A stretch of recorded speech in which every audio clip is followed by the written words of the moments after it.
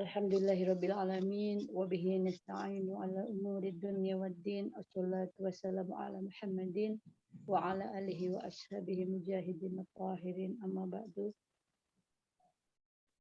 Baik, tidak bosan-bosan Umi selalu mengajak kita semua dan mengingatkan kita semua, mungkin juga sudah dilakukan, tapi terus mengingatkan untuk mencari kesyukuran pada diri kita masing-masing. Kita cari hal-hal yang menyenangkan sehingga kita bisa bersyukur kepada Allah Subhanahu wa taala, karena ini sesuatu yang sepertinya kecil tapi sangat bernilai besar dan sangat mempengaruhi kehidupan kita. Kebahagiaan akan selalu kita dapatkan ketika kita menjadi orang-orang yang bersyukur.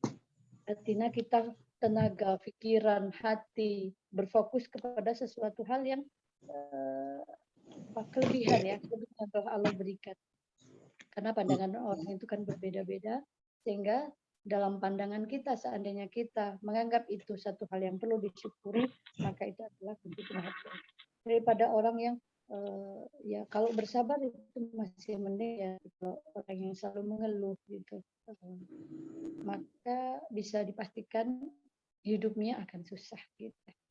Baik, Umi juga tidak lupa selalu mengingatkan kita untuk selalu mencintai Rasul dengan cara melaksanakan semua sunnah-sunnah Rasul, semua semaksimal yang kita mampu, lalu istiqomah gitu ya. Kemudian jangan lupa bersolawat selalu kepada Rasul, ini sesuatu yang ringan tapi dampaknya sangat besar. Jadikan juga sebagai kebiasaan kita dimanapun kita berada. Allahumma sholli ala Muhammad wa ala ali sayyidina Muhammad ya. Kemudian juga mungkin kalau kita ini khusus rumah ta'arufku, baik yang sudah menikah maupun yang belum menikah, khususnya yang belum menikah ya, selama ini mungkin sudah letih berikhtiar gitu ya, jangan putus asa, selalu husnuzon kepada Allah. Sebenarnya menikah itu untuk apa? Indonesia gajinya langsung 30 juta coy. Sebagai jalan kita juga untuk menggapai rahmatnya Allah. Jadi walaupun belum nikah, terjadi perubahan Korea Indonesia gaji 30 juta. Ini masih kedengaran? Masih terdengar, Umi? Ya, soalnya ada suara lain barusan.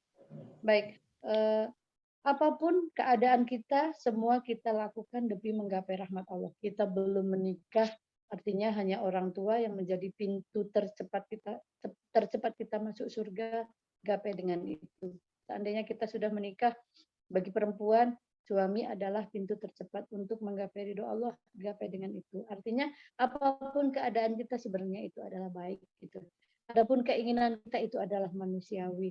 Mungkin kalian sudah berikhtiar, mungkin yang pernah pacaran, kemudian yang pernah berteman, kemudian ke arah pernikahan juga tidak jadi, lalu kemudian pernah juga dijodohkan oleh keluarga, dipertemukan maksudnya, atau mungkin sudah pernah ikutan jodoh online, baik syar'i maupun nggak syar'i, kemudian lewat ta'aruf dan lain-lain, banyak usaha atau ikhtiar yang sudah kalian lakukan. Kenapa belum juga datang jodoh saya? Kita tidak tahu hikmah di balik itu. Kita luruskan niat karena kita tidak tahu apa yang sudah kita lewati yang lalu. Seperti kita misalnya menuju satu arah seperti yang Umi ceritakan kemarin tentang maps ya. Jalan itu banyak dan kita tidak tahu jalan yang terbaik dan tercepat yang kita inginkan. Kadang-kadang kita menginginkan sesuatu yang bukan jalan kita, sehingga kita menjadi mempersulit diri kita sendiri. Kemudian kita juga terlalu perfect dan ingin sempurna, sementara kita sendiri ya, tidak sempurna. Begitu ya. Mengenai tema malam ini, saya nggak good looking gitu ya. Saya tidak good looking. Gimana judulnya? Unik ya? Gak good looking, tetap bisakah bersanding? Gak good looking, tetapkah bisa bersanding? Sebenarnya ini pertanyaan yang mungkin orang banyak ini juga ya. Saya nggak ganteng, saya nggak cantik, apakah saya tetap punya jodoh gitu? Tapi sebenarnya ini tidak ada hubungannya ya. Allah ini menciptakan manusia berpasangan, semua punya jodohnya masing-masing. Apa ya? Ya sudah diatur gitu dan sudah jadi takdirnya Allah. Maksudnya jalan hidup kita semua atas kehendak Allah, artinya itu takdir Allah. Adapun cerita dalam perjalanan hidup kita itu menjadi kolaborasi antara irodahnya Allah dengan ikhtiar dan kehendak kita juga. Sehingga kita juga harus mengaktifkan bahwa good looking itu apa sih? Good looking punya versi yang berbeda. Setiap orang punya standar yang berbeda juga gitu. Maksudnya masalah wajah gitu ya.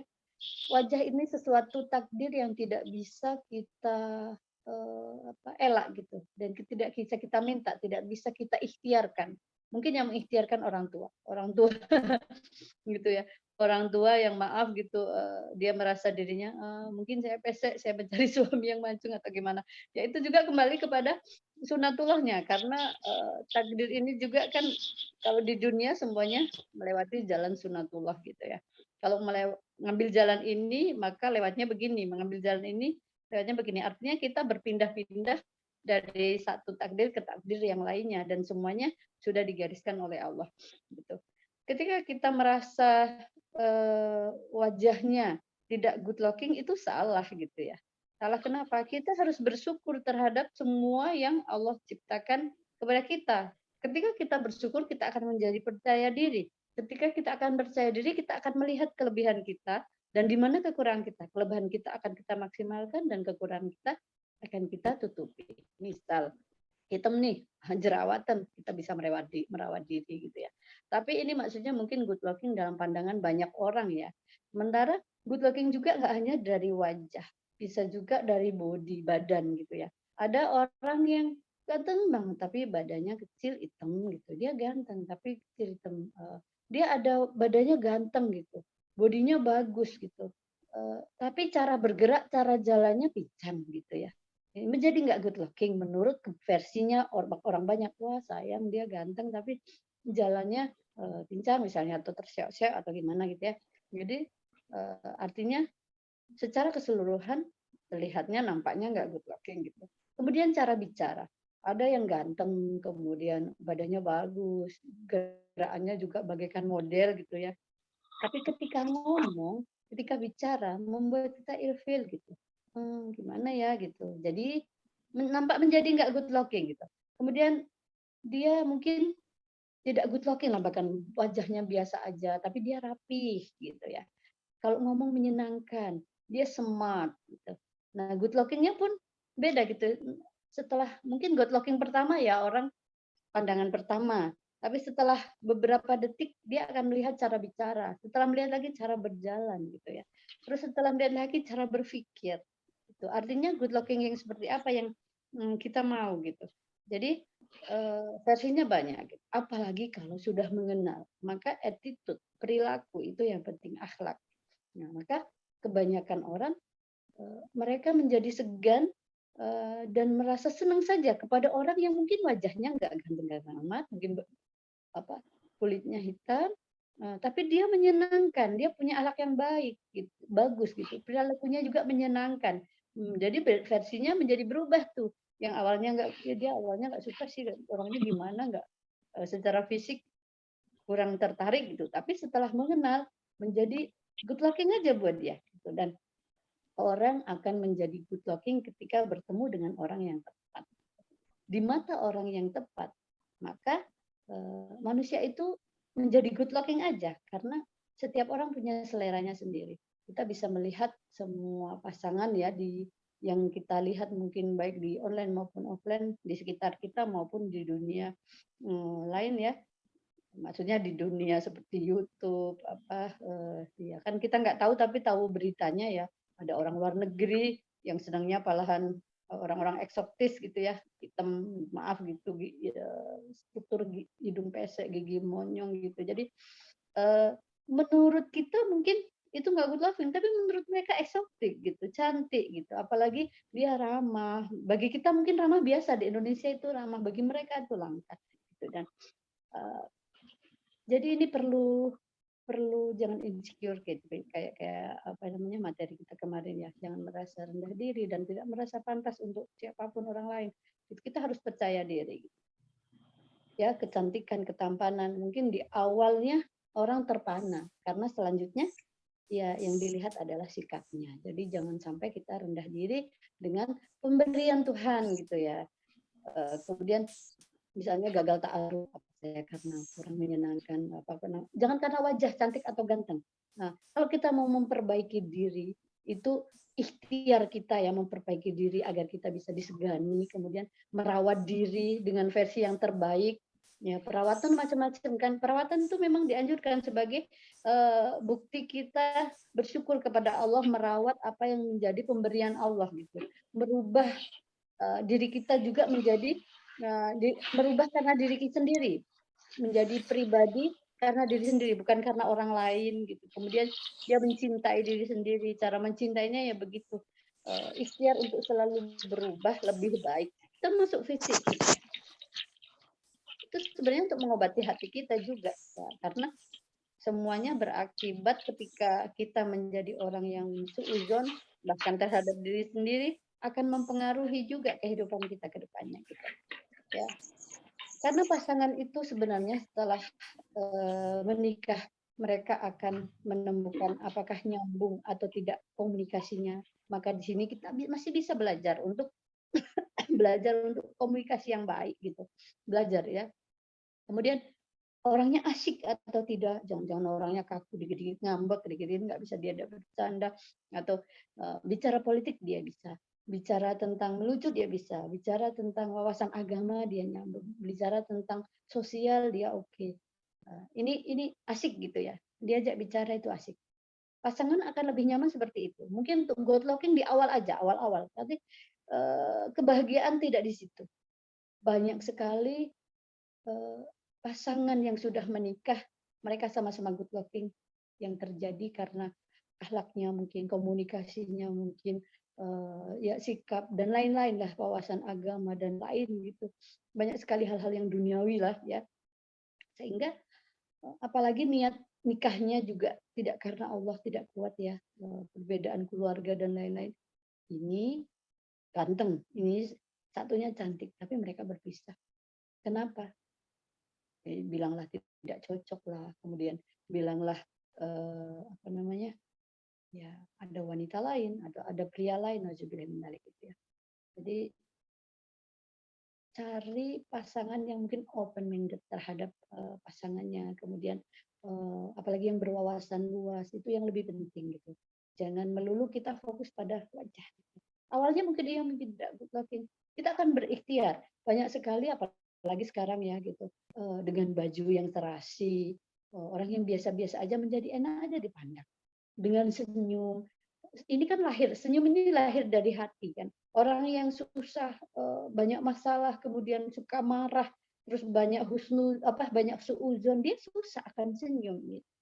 Ini juga mengekspresikan apa yang ada di hati sehingga perbaiki saja hati kita sehingga kita bisa menyenangkan jika dipandang gitu walaupun secara umumnya ya kita tidak cantik amat gitu ya pemilihan baju warna gitu satunya warna hijau satu warna merah gitu jadi diketawain gitu tapi ternyata bisa tren ya kalau di kalangan model enggak maksudnya gini dia serasi aja ngelihat orangnya anggun sopan gitu orang yang biasa aja bisa tertarik karena sikapnya gitu baik ya untuk masalah jodoh ini kan masalah cocok atau tidak dan ini perlu diikhtiarkan bukan hanya menunggu cocok karena untuk menjadi cocok itu kita perlu ikhtiar karena tidak semuanya cocok mungkin dari apa namanya hobinya cocok bisa diambil dari situ karena tidak semuanya cocok kalau misalnya kita punya 10 kriteria mungkin yang cocok cuma satu dari hobinya boleh dari sama-sama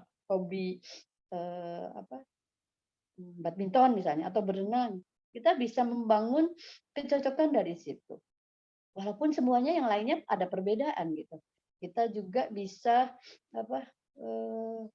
ya namanya cocok ya bisa saja awalnya mungkin maaf gitu di luaran sana kenapa orang pacaran kemudian menikah dia merasa cocok kenapa di sana sudah menikah sudah punya istri kemudian menikah lagi karena merasa cocok di antara ketiganya misalnya terus kemudian hidup bersama intinya gitu simpel aja gitu sehingga kita nggak pusing-pusing masalah takdir jodoh karena takdir ini urusan Allah kalau kita otak-atik nggak masuk akal kita bingung karena ilmu kita hanya setitik misalnya taruhlah semua air yang ada di bumi, di langit dan di bumi dijadikan satu, itu adalah ilmunya Allah. Nah, kita setitiknya pun ya, danau, sungai, laut itu dijadikan satu, itu adalah ilmunya Allah misalnya, itu pun masih belum sebanding ya, ilmu kita hanya setitik. Jadi nggak usah ribet-ribet mikir masalah takdir, masalah wajah.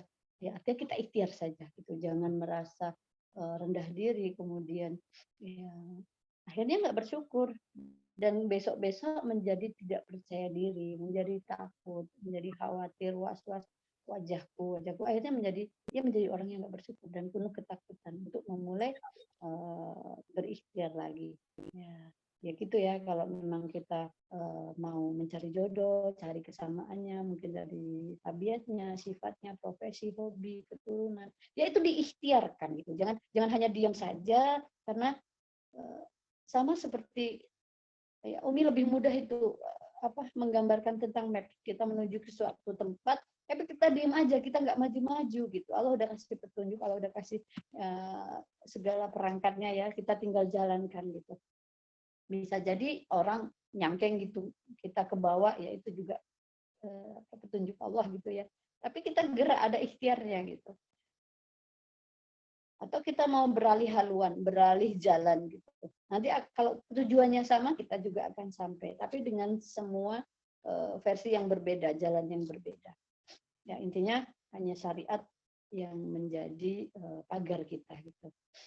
Kemudian untuk mencari jodoh juga, selain hanya mungkin ya itu keberuntungan ya ketika seseorang menikah agamanya kok baik, dari keturunan orang yang keluarganya derajatnya tinggi, orang yang mulia maksudnya, kemudian yang terpandang, kemudian kok hartanya banyak, itu maksudnya hartanya bagus gitu, orang yang berharta, kemudian kok cantik atau ganteng pula, itu kan satu anugerah atau rezeki yang telah Allah berikan gitu.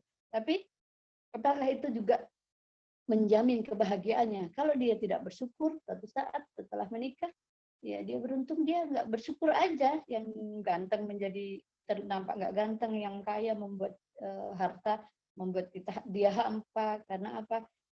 Ya dia sendiri nggak beragama, mungkin pasangannya beragama. Oleh karena itu stop menilai diri kita buruk gitu ya, karena ini masalah wajah, ini adalah pemberian Allah, kita perlu ikhtiarkan merawat aja, merawat, dan yakinlah bahwa kamu good looking kok. Hanya kamu belum bisa menemukan caranya mungkin dari gaya rambut atau gaya jilbab, gaya pakaian, kemudian ya hal-hal itu sebenarnya bisa diatur gitu, bisa diatur. Ya ikhtiar, memang perlu dana misalnya ya untuk mencari baju yang pas, perlu dana untuk merawat bagi perempuan gitu. Ya itu juga diikhtiarkan. Mencari pasangan, sejatinya kalian juga harus mencari supaya ada ketentraman, ada kecenderungan hati, kecocokan, terus kesenangan di situ. Apalagi punya pasangan yang pengertian dan penuh dengan kasih sayang. Kemudian yang paling penting adalah diterima keluarga. Untuk diterima keluarga juga harus berikhtiar gitu. Kita pelajari dulu orang yang akan misalnya akan kita taruhi, enggak ganteng. Bu, Pak, saya bertaruh dengan seorang ikhwan atau akhwat. Orangnya enggak ganteng, enggak cantik, tapi saya senang banget orangnya begini. Orang tua mungkin akan terpengaruh dan terbawa oleh opini kita karena mereka nggak mengenal. Setelah mengenal, dia akan fokus apa yang seperti kita. Oh iya benar, dia sopan, oh iya menyenangkan, dia hormat sama orang tua. Pasti yang akan dinilai adalah akhlaknya, attitude-nya, agamanya. Kalau wajah biasanya pandangan pertama aja. Setelah ngomong, orang akan melihat gitu. Wajah seganteng apapun, omongannya sombong, omongannya angkuh, tidak menyenangkan. Orang tua tidak suka gitu. Kecuali mungkin orang tua yang materialis banget gitu ya gitu. Yang penting hartanya ini jarang lah ya gitu. Terus kemudian sebiasa-biasa wajahnya tapi orangnya menyenangkan, insya Allah akan diterima oleh keluarga. Ya, cara yang lain lagi adalah insya Allah ketika kita berikhtiar dengan seseorang, apalagi sudah menikah, kemudian kok dilapangkan rezekinya, artinya Allah memberkahi pernikahannya, dilapangkan rezekinya, dibukakan pintu-pintu kemudahan gitu. Itu juga ciri-ciri insya Allah kita mendapatkan jodoh yang sesuai harapan kita, yaitu diridhoi Allah, kemudian yang menjadi pasangan yang insya Allah di dunia ilal akhir. Begitu sayang Mbak Moni, kira-kira atau perlu tambahan lain? Mungkin ada tanya jawab atau ada tambahan? Baik, terima kasih kepada Umi. Selanjutnya kita buka sesi untuk tanya jawab. Sembari saya bacakan untuk pertanyaan yang terkumpul kepada teman-teman, mungkin bisa dipersilahkan untuk menuliskan pertanyaannya pada chat room via di Zoom ini atau bisa juga raise hand. Baik, ini ada pertanyaan Umi yang pertama. Dulu waktu saya belum siap, ini Ahwat Umi.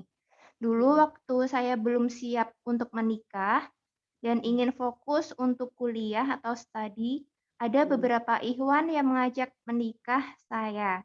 Dan kemudian saya tolak. Tapi saat ini saya memutuskan untuk menikah, namun saya belum ada calonnya.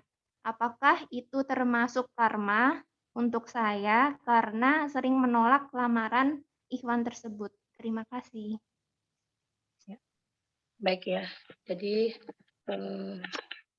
mungkin setiap perbuatan kita mungkin ada akibatnya, itu namanya karma gitu ya, yang menimpa diri kita. Tapi bukan begitu, karena setiap kita punya hak dan setiap kita punya resiko terhadap keputusan yang kita ambil. Kalau kita mau melihat takdir, ya artinya sesuatu yang sudah terjadi itu adalah takdir Allah, kehendak Allah. Tapi kalau kita mau melihat secara sunatullahnya, gitu ya, takdir jodoh anti ini misalnya, dan itu sesuatu yang diikhtiarkan. Jodohnya siapa kita tidak tahu, dan itu adalah kehendaknya Allah ya. Bahkan seseorang yang sampai meninggal pun dia belum berjodoh, kemudian berjodoh di akhirat. Bahkan juga ada seseorang yang baru menikah, kemudian belum sampai hidup sama istrinya, kemudian meninggal, akhirnya langsung disambut bidadari, artinya langsung beristri banyak dengan bidadari di surga. Nah, itu sesuatu yang tidak perlu kita pikirkan, tapi yang perlu kita pikirkan adalah ikhtiar kita. Ketika sudah masanya, ada seseorang yang datang gitu ya, dia baik agamanya, dia soleh gitu, agamanya dan akhlaknya baik, terus melamar, ibaratnya begitu kan, begitu datang artinya ingin mengajak kita menikah gitu ya. Itu artinya sebenarnya itu pesan untuk wali ya. Maka nikahkanlah, kalau tidak nanti kamu akan merasa rugi.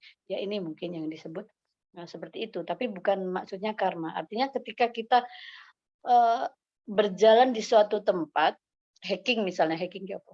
Oh ya padha wae golek map gitu ya. Kita udah dikasih Allah nih petunjuk, dipercepat. Udah dikasih sinyal ini bahwa kamu ambil ini, jalan ini, kamu akan ketemu jodohnya. Oh, aku belum mau sekarang gitu, aku masih mau main-main, aku masih mau mencari cita-cita yang lain gitu ya. Akhirnya dia lewatlah itu satu peristirahatan atau satu posko gitu ya.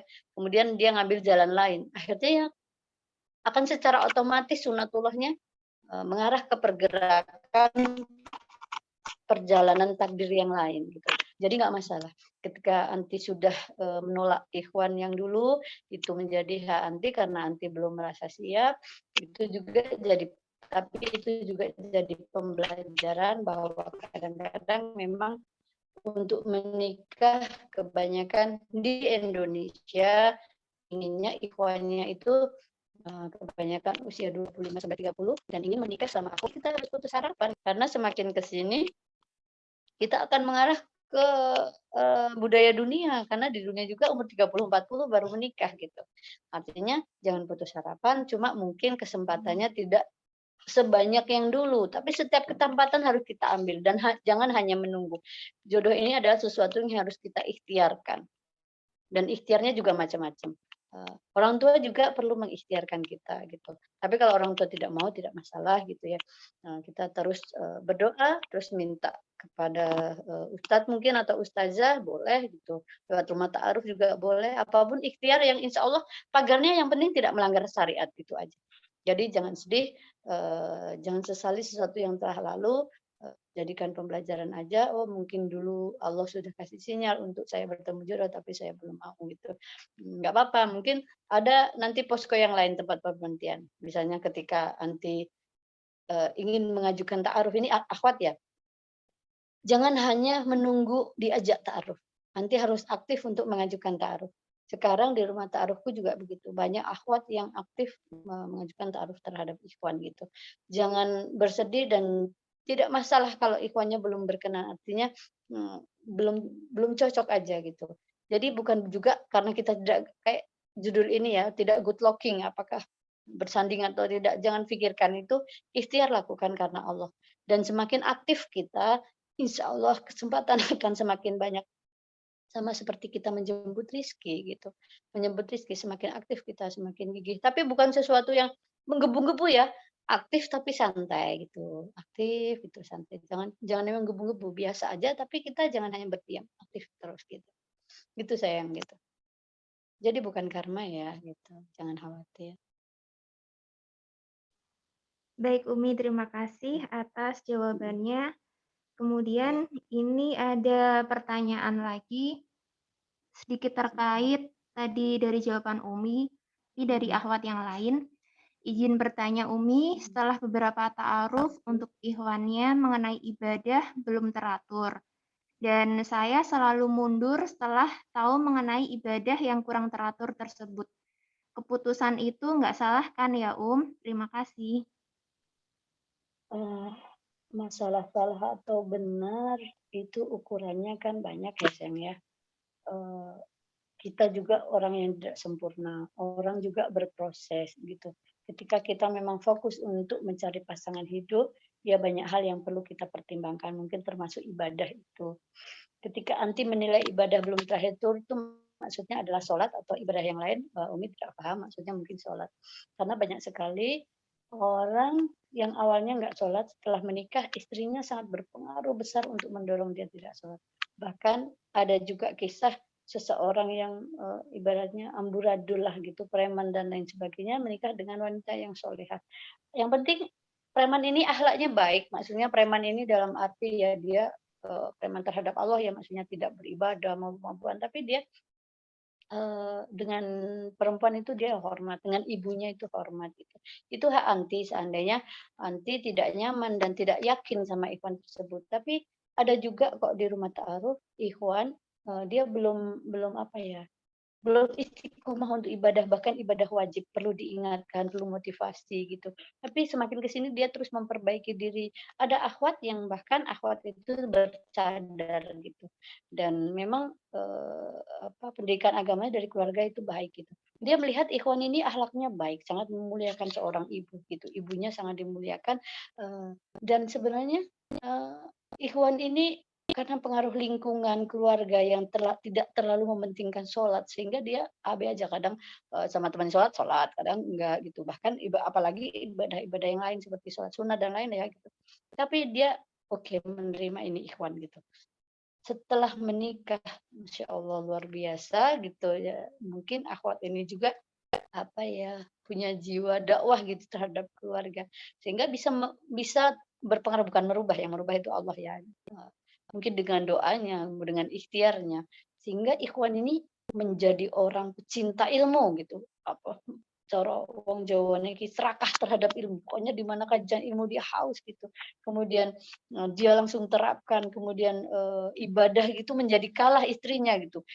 Sedang kemisnya, puasanya gitu ya, sholat sunnahnya gitu. Jangankan hanya sholat wajib, sunnah, duha, qiyamul lail gitu. Ini Umi serahkan kepada kekuatan anti sendiri gitu.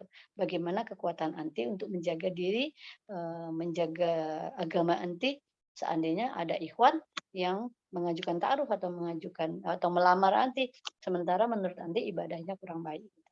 Kurang sempurna, kurang teratur gitu ya. Salah atau tidaknya ini bukan masalah salah atau tidak. Nah, tepat atau tidaknya juga tergantung kondisi orang tersebut gitu.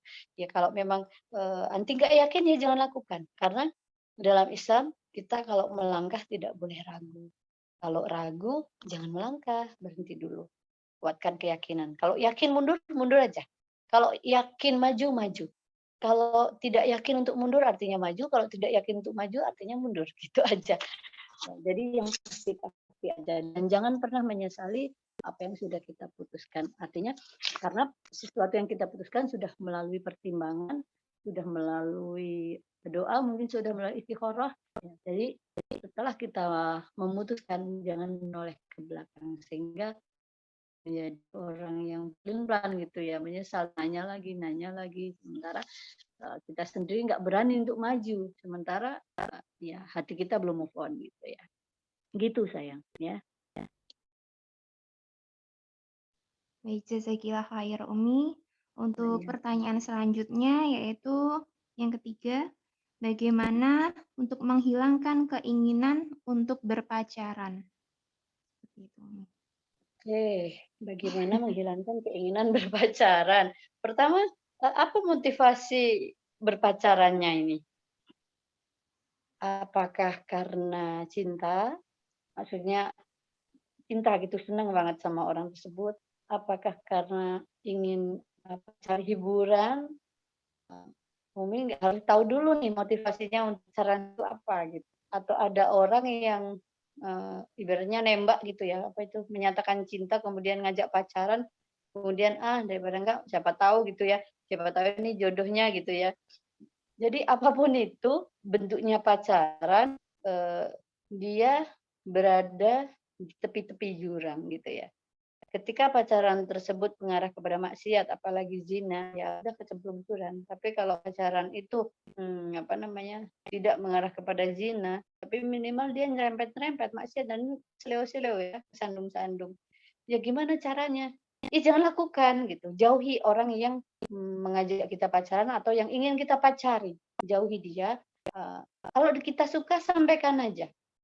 Saya suka sama kamu, saya ingin menikah sama kamu, kamu mau nggak? Kalau enggak, ya udah mundur gitu.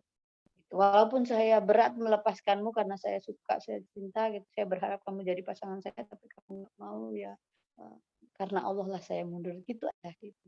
Ya susah mungkin dilakukan ya, walaupun mudah sekali diucapkan ini, tapi hebat gitu. Pemuda yang menjauhi maksiat karena takut kepada Allah, itu adalah salah satu pemuda yang mendapat naungan Allah nanti di padang mahsyar gitu, Masya Allah.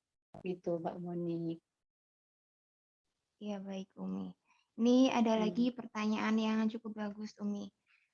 Jadi Oke. jika jodoh ataupun maut itu sudah ditentukan atau jadi takdir bagi untuk seorang Hmm. manusia, mengapa Hmm. kita harus mempersiapkan untuk pernikahan atau untuk Hmm. jodoh tersebut? Hmm. Baik, kita tahu nggak kalau kita masuk neraka atau masuk surga?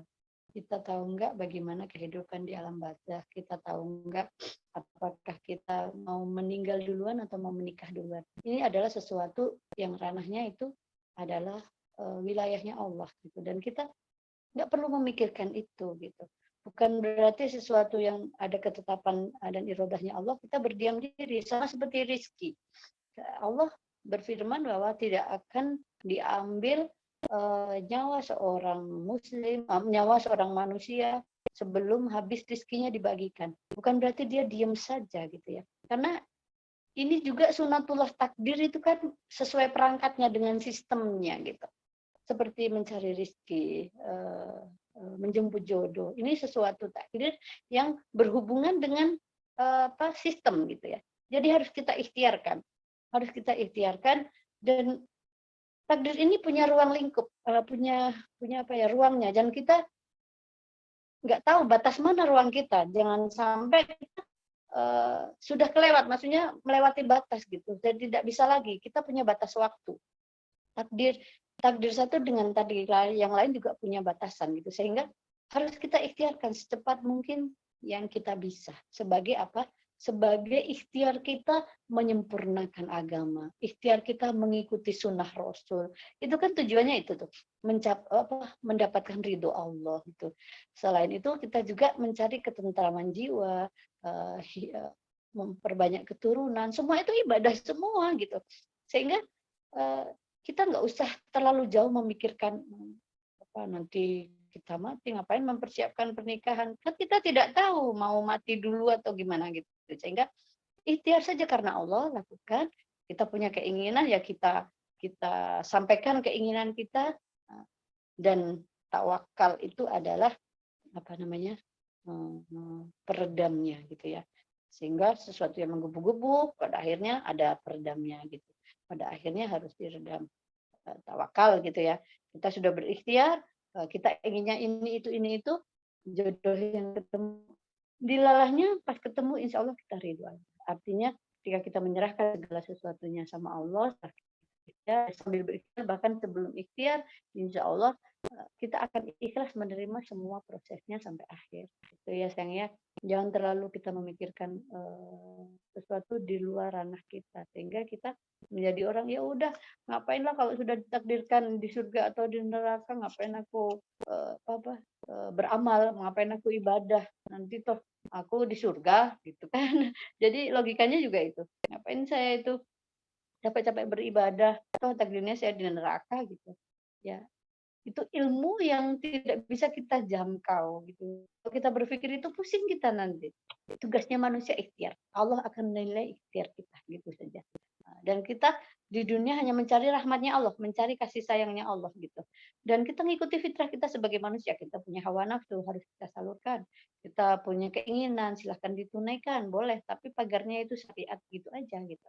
Jadi ya sekali lagi Umi sampaikan ilmu Allah sangat luas dan ilmu kita itu hanya setitik. Jadi jangan terlalu berpikir terlalu jauh sehingga kita menjadi orang yang akhirnya malas bergerak, malas melakukan apa-ngapain gitu kalau berbicara masalah takdir gitu. Padahal bukan begitu yang Allah maksud.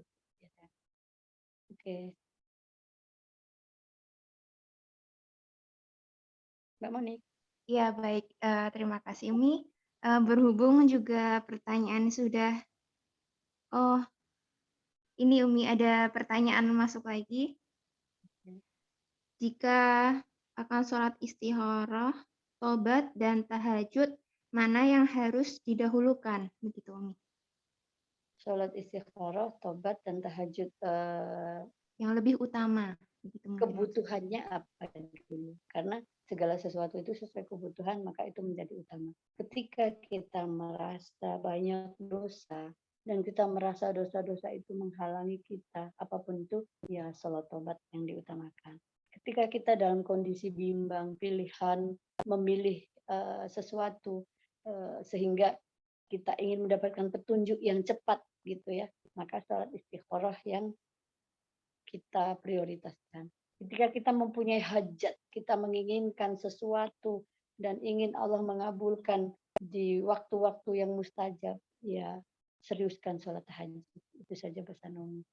Dan sekali lagi Umi sampaikan, jangan pernah merasa rendah diri, suuzon dengan semua ciptaan Allah termasuk wajah kita ya.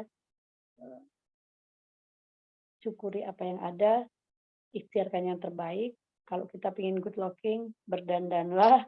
Ya berdandan artinya yang merawat diri, isi inner beauty kita, isi dengan akhlak kita, isi dengan leadership dan lain-lain. Sehingga semua apa yang di dalam akan muncul auranya ke wajah kita.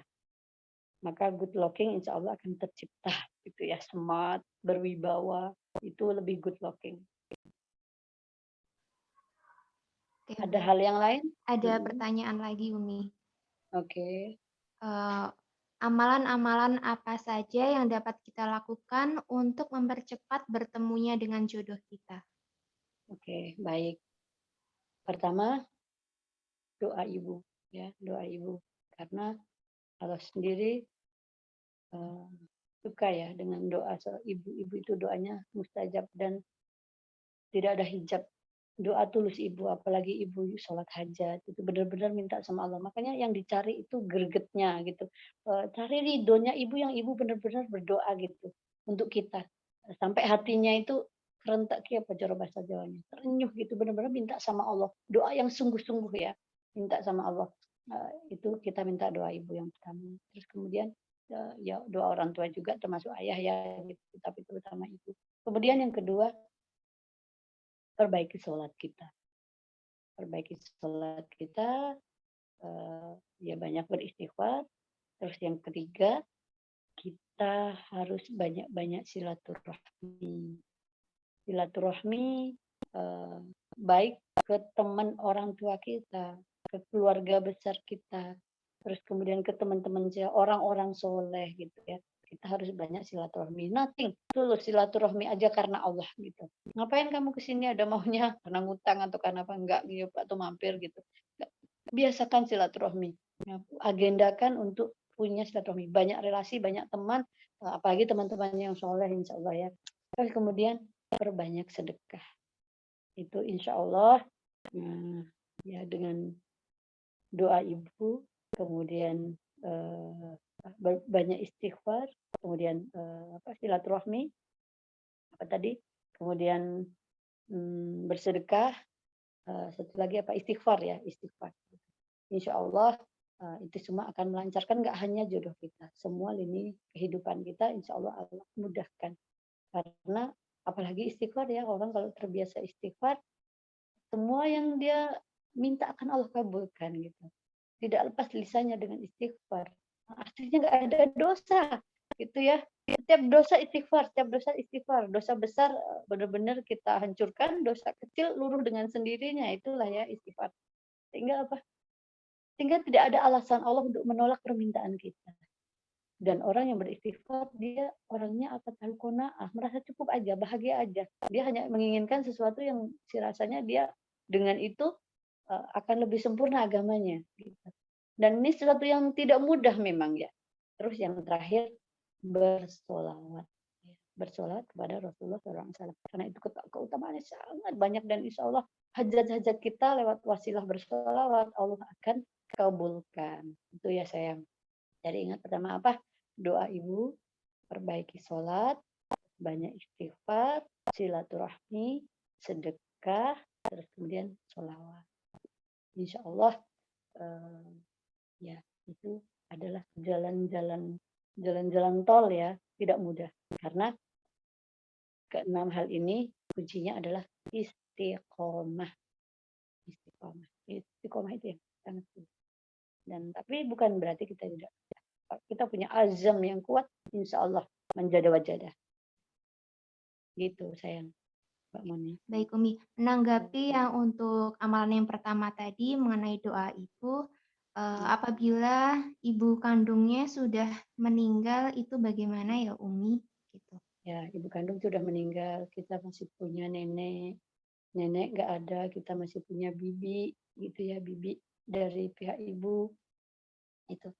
Dia juga ayah gitu ya. Jadi dari pihak ibu ini pertalian rahim ya, bisa dari nenek, bisa dari bibi gitu. Sayangi mereka sebagaimana kita menyayangi ibu kita. Bisa jadi penggantinya atau kakak kandung kita perempuan. Gitu ya sayang ya. Baik, berhubung juga waktu sudah menunjukkan pukul 20.51 dan seluruh pertanyaan sudah terjawab semua, alhamdulillah. Dan Masya Allah materi hari ini luar biasa sekali ya. Jazakillah khair Umi, semoga ilmunya bermanfaat untuk kita semua. Sebentar sayang, bentar. Yang tadi yang kedua, selain ibu ya, karena ibunya sudah meninggal, ya mendoakan ibu. Karena orang yang berhenti mendoakan, ya Allah akan memutus rizkinya. Mendoakan orang tua, dia akan memutus rizkinya, termasuk jodohnya. Sehingga ketika ibu kita meninggal, kita harus rajin mendoakan ibu kita dengan wasilah, agar hajat kita juga bisa dikabulkan Allah. Itu juga sayang. Ya, cukup sekian.